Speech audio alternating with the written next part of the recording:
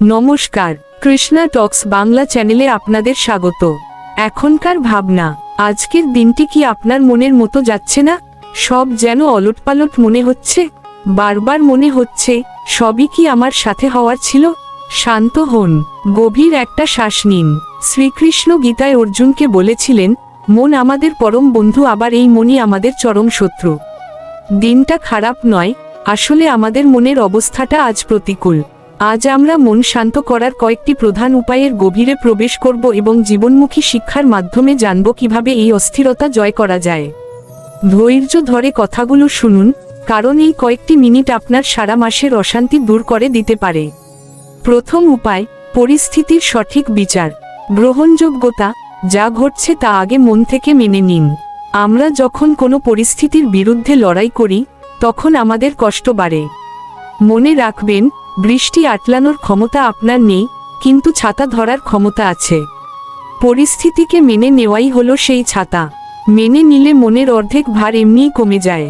অস্থায়িত্ব, মনে মনে নিজেকে বলুন, এই সময়টিও কেটে যাবে।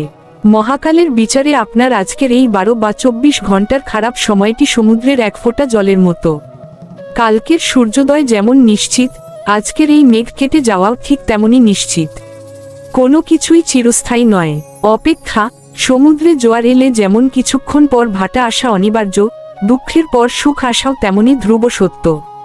আমরা শুধু জোয়ারের সময় আনন্দ করি আর ভাটার সময় ভেঙে পড়ি।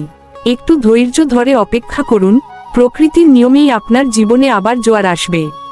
শিক্ষা, এই খারাপ পরিস্থিতিকে অভিশাপ না ভেবে নিজেকে প্রশ্ন করুন, এই সময়টা আমাকে কি শেখাতে চাইছে?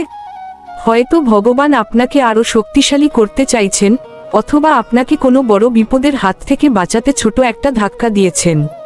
প্রতিটি আঘাতের আড়ালে একটি শিক্ষা লুকিয়ে থাকে। তুলনা বন্ধ। সোশ্যাল মিডিয়ায় অন্যের হাসিমুখ দেখে নিজের জীবনের সাথে তুলনা করবেন না। অন্যের অন্দরমহলের খবর আপনি জানেন না। আপনার প্লেটের ডাল ভাত যদি অন্যের বিরিয়ানির সাথে তুলনা করেন, তবে নিজের খাবারের তৃপ্তি হারাবেন।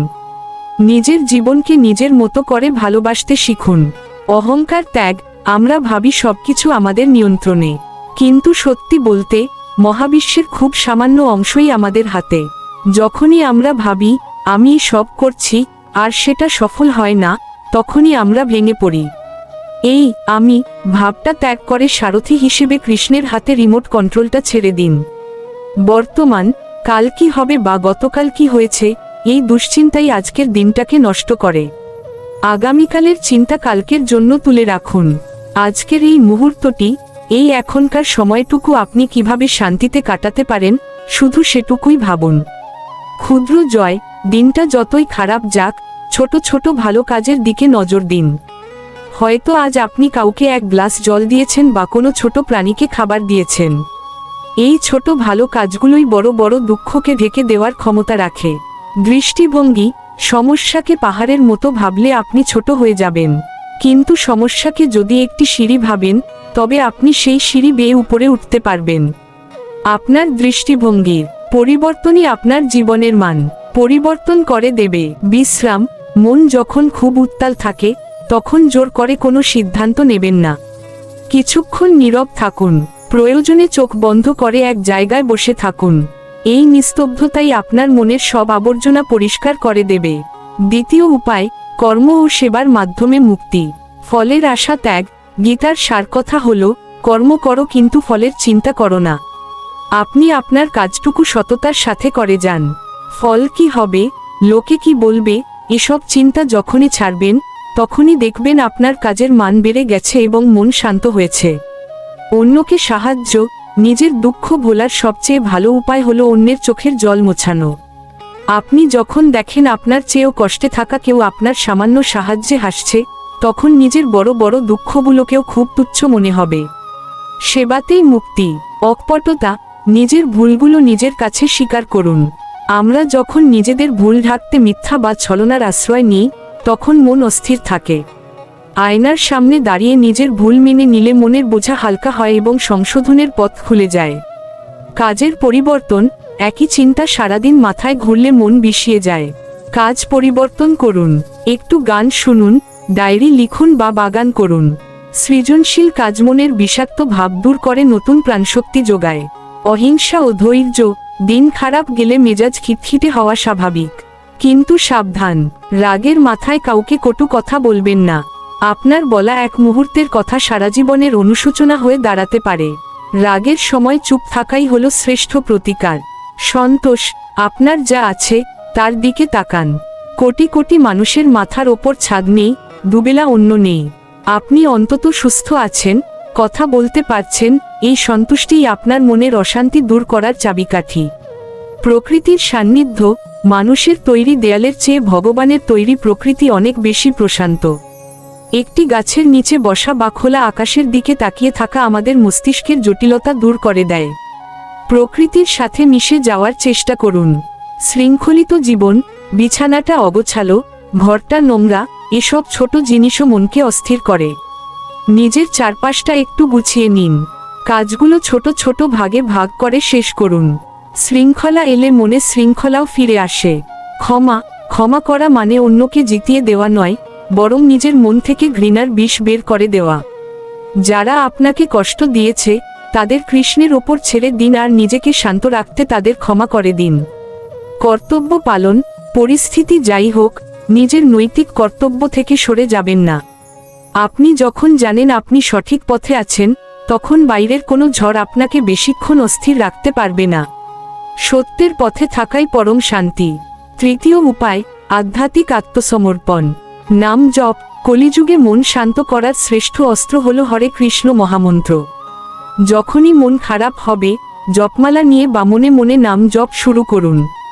নামের কম্পন আপনার হৃদয়ের সব কলুষতা ধুয়ে মুছে পরিষ্কার করে দেবে। মৌনতা পালন, যখন ভেতরটা খুব বেশি চিৎকার করে, তখন বাইরের জগৎ থেকে নিজেকে সরিয়ে নিয়ে কিছুক্ষণ মৌন থাকুন।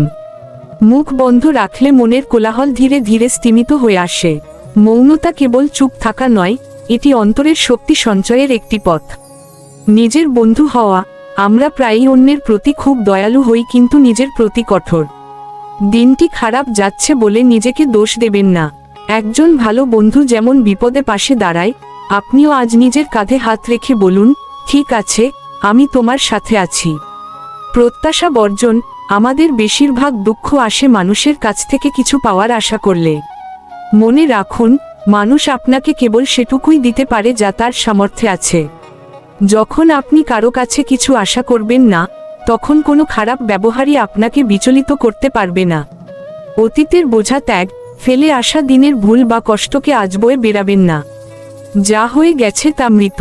আজকের দিনটি একটি নতুন সাদা কাগজের মতো, তাতে নতুন করে লিখুন। সেবার মানসিকতা, আজ মন খুব খারাপ, তবে ঘরে বসে না থেকে রাস্তার কোনো ক্ষুধার্ত প্রাণীকে কিছু খাওয়ান অথবা কোনো তৃষ্ণার্তকে জল দিন। আপনার সামান্য দয়া যখন অন্য কারো মুখে হাসি ফোটাবে, তখন আপনার নিজের ভেতরের অন্ধকারটা এক নিমেষেই কেটে যাবে। শরীর ও মনের সংযোগ, মন খারাপ থাকলে শরীরও অলস হয়ে যায়। তাই জোর করে একটু হাঁটুন বা স্নান করে পরিচ্ছন্ন পোশাক পরুন। শরীরের সতেজতা মনের ওপর ইতিবাচক প্রভাব ফেলে। নিজেকে সচল রাখলে নেতিবাচক চিন্তা জাকিয়ে বসতে পারে না। কৃষ্ণের লীলা চিন্তা, মনে করুন মহাভারতের কথা। পাণ্ডবদের কি দিন খারাপ যায়নি? তারা কি বনবাসে কষ্ট পাননি? কিন্তু তারা শ্রীকৃষ্ণকে ছাড়েননি। তাদের জীবনের সেই সব কালো দিনগুলো ছিল আসলে জয়ের আগের প্রস্তুতি। আপনার আজকের দিনটিও হয়তো আপনার বড় কোনো বিজয়ের প্রস্তুতি মাত্র।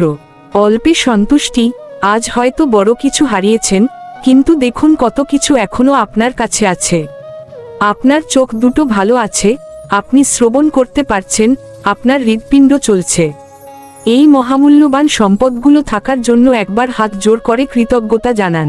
নেতিবাচক সঙ্গ ত্যাগ, এমন কারো সাথে আজ কথা বলবেন না যারা কেবল অভিযোগ করে বা আপনাকে নিরাশ করে। পরিবর্তে কোনো উৎসাহমূলক বই পড়ুন বা ভক্তদের সঙ্গ করুন। মনের ক্ষত সারাতে হলে পরিবেশটাকেও পজিটিভ রাখা খুব জরুরি। অন্তিম আশ্রয়, দিন শেষে বিছানায় যাওয়ার আগে সবটুকু ভার কৃষ্ণের চরণে সঁপে দিন। বলুন, হে গোবিন্দ, আজ যা হয়েছে সব তোমার চরণে দিলাম। আগামীকালের ভারও তোমার। এই নির্ভরতা আপনাকে এমন এক গভীর ঘুম দেবে যা সব ক্লান্তি মুছে দেবে। প্রার্থনা, ভগবান শ্রীকৃষ্ণের সামনে দাঁড়িয়ে নিজের সব অভিযোগ, সব না পাওয়ার কথা নির্ভয়ে বলুন। তিনি অন্তর্যামী, তিনি সব শোনেন। চোখের জল দিয়ে তার চরণে আরতি জানালে তিনি অবশ্যই আপনাকে সঠিক পথ দেখাবেন। গ্রন্থ পাঠ, গীতা বা ভাগবতের একটি পাতা বা একটি শ্লোক মন দিয়ে পড়ুন। দেখবেন সেখানে আপনার আজকের সমস্যার কোনো না কোনো উত্তর লুকিয়ে আছে। শাস্ত্রীয় জ্ঞান আমাদের বিভ্রান্ত মনকে অন্ধকার থেকে আলোয় নিয়ে আসে। বিশ্বাস, দৃঢ় বিশ্বাস রাখুন যে কৃষ্ণ আপনাকে কখনো একা ছাড়বেন না। তিনি আপনার পিতা, মাতা ও পরম বন্ধু। তিনি যা করছেন হয়তো এখন বুঝতে পারছেন না, কিন্তু ভবিষ্যতে দেখবেন এর মধ্যেই আপনার মঙ্গল লুকিয়েছিল। মায়ার প্রভাব, জগৎটা একটি রঙ্গমঞ্চ মাত্র। এখানে আমরা সবাই অভিনেতা। আজকের এই দুঃখ সেই অভিনয়ের অংশ। মায়াকে চিনতে পারলে আপনি আর মায়ার জালে ফেসে কাঁদবেন না। জগৎকে ভগবানের লীলা হিসেবে দেখুন। সাধুসঙ্গ, এমন মানুষের সাথে কথা বলুন যারা ভক্তিপথে আছেন। ভক্তদের সঙ্গ করলে মনের নেতিবাচক চিন্তা দূর হয় এবং ভগবানের প্রতি অনুরাগ বৃদ্ধি পায়। ভালো আলোচনার প্রভাবে মন দ্রুত শান্ত হয়। পূজা ও সেবা, ভগবানের বিগ্রহের দিকে কিছুক্ষণ একদৃষ্টিতে তাকিয়ে থাকুন। তার প্রসাদ গ্রহণ করুন। তার সেবায় নিজেকে নিয়োজিত করলে জাগতিক সব দুঃখ তুচ্ছ মনে হতে শুরু করবে। সেবা মনকে কোমল ও শান্ত করে। স্মরণ, সব সময় মনে রাখুন, কৃষ্ণ আপনার হৃদয়ে বসে আছেন। আপনি একা নন।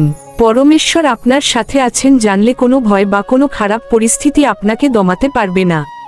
তিনি আছেন, তাই সব ঠিক হয়ে যাবে। কৃতজ্ঞতা, দিনটি খারাপ গেলেও আপনি শ্বাস নিচ্ছেন, আপনি বেঁচে আছেন।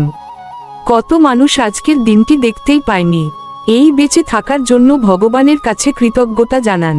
কৃতজ্ঞ মন কখনো দীর্ঘক্ষণ অশান্ত থাকতে পারে না। শেষ কথা হলো, তব ইচ্ছাই পূর্ণ হোক। নিজেকে সম্পূর্ণভাবে শ্রীকৃষ্ণের চরণে অর্পণ করুন। যখন আপনি নিজেকে তার যন্ত্র হিসেবে ভাববেন, তখন আপনার আর কোনো টেনশন থাকবে না। সারথি যেখানে কৃষ্ণ, সেখানে পরাজয়ের কোনো ভয় নেই। শান্ত হন, গভীর শ্বাস নিন। কৃষ্ণ আপনাকে একা ছেড়ে দেননি। আজকের এই আলোচিত বিষয়গুলো যদি আপনি উপলব্ধি করেন, তবে কোনো খারাপ দিনই আপনাকে দমাতে পারবে না। আপনার দিনটি শ্রীকৃষ্ণের কৃপায় আনন্দময় হয়ে উঠুক। আলোচনাটি আপনাদের কেমন লাগলো তা আমাদের জানাতে ভুলবেন না। মনে রাখবেন, প্রতিদিন রাত 8টায় আমাদের কৃষ্ণা টক্স বাংলা চ্যানেলে শাস্ত্রভিত্তিক ও আধ্যাত্মিক কোনো না কোনো বিষয়ে গুরুত্বপূর্ণ আলোচনা হয়। তাই নিয়মিত আমাদের সাথে যুক্ত থাকতে চ্যানেলটি লাইক দিন, সাবস্ক্রাইব করুন এবং পাশের বেল আইকনটি বাজিয়ে দিন। আপনার একটি শেয়ারের মাধ্যমে হয়তো অন্য কোনো অশান্ত মন আজ শান্তির দিশা খুঁজে পাবে। তাই প্রিয় বন্ধুদের সাথে এই ভিডিওটি শেয়ার করে দিন। ভালো থাকবেন, সুস্থ থাকবেন।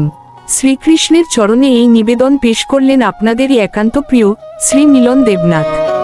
হরে কৃষ্ণ।